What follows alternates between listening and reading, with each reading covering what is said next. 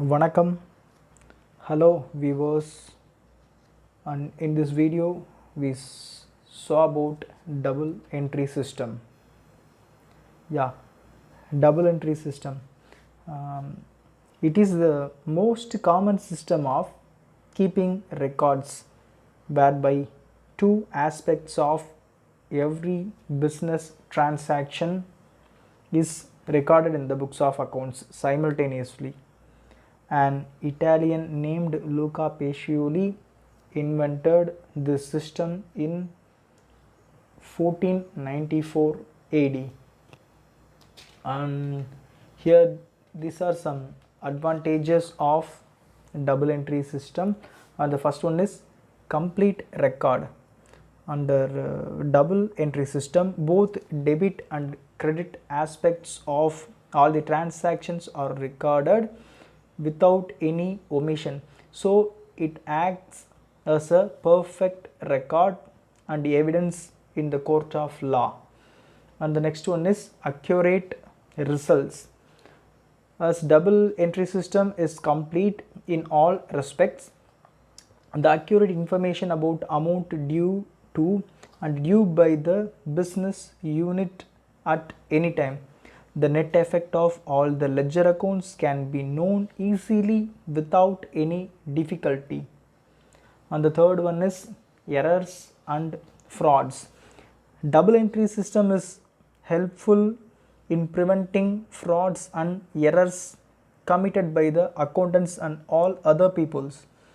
This will avoid further losses if the errors are detected so earlier. And the next one is ascertaining profit. Double entry system is helpful in ascertaining profit or loss of a particular period, which means a financial year, by preparing the profit and loss account. The management can take some corrective measures to improve the profitability in future. And the next one is financial position.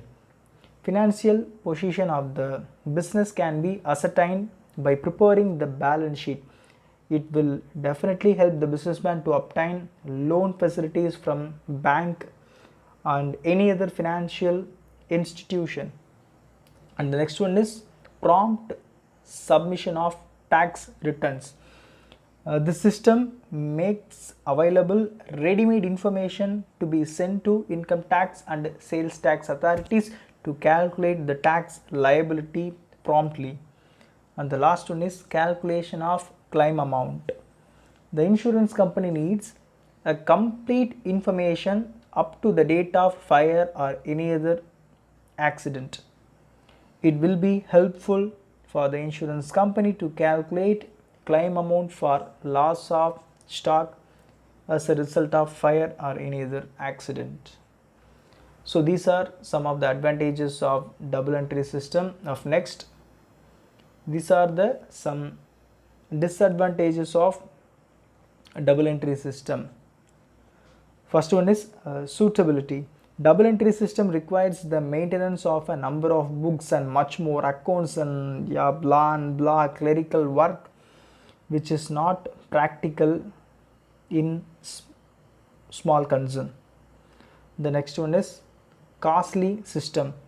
This system is so costly because a number of records are to be maintained. The expenses for implementing and maintaining the books of accounts under this system are high. More number of labor is also required. And the next one is accuracy. There is no guarantee of absolute accuracy of the books of account because there may be some mistake. Error is a human nature which cannot be found even after preparing trial balance. It is just like post-mortem work and the losses incurred cannot be compensated. So these are some disadvantages of double entry system.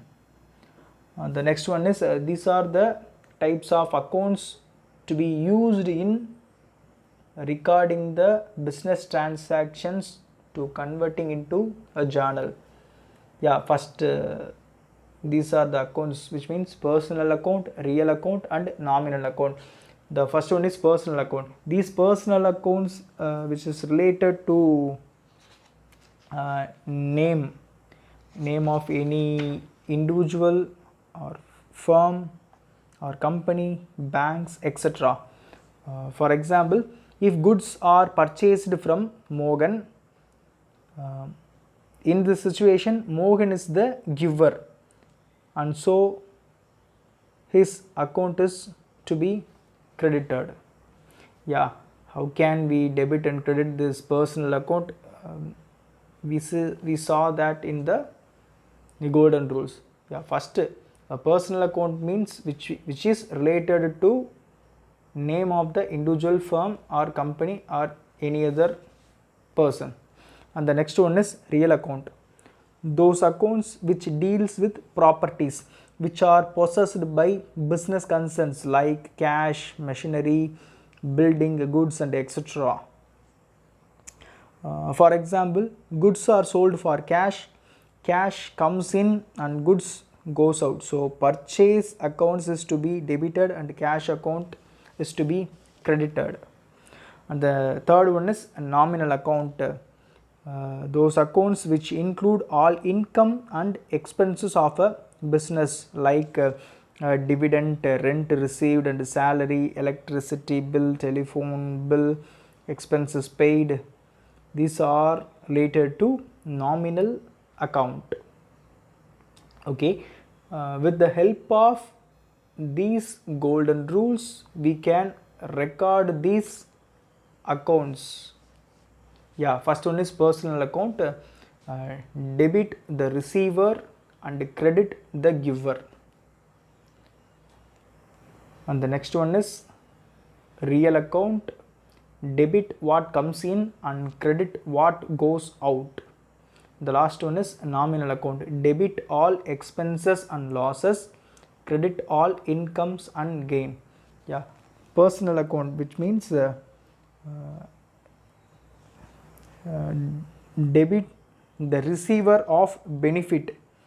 If a person receive any benefit under the help of personal account, we debit the receiver and credit the giver. And again real account, it deals with assets, which means if any assets comes into the business, simply we debit those assets.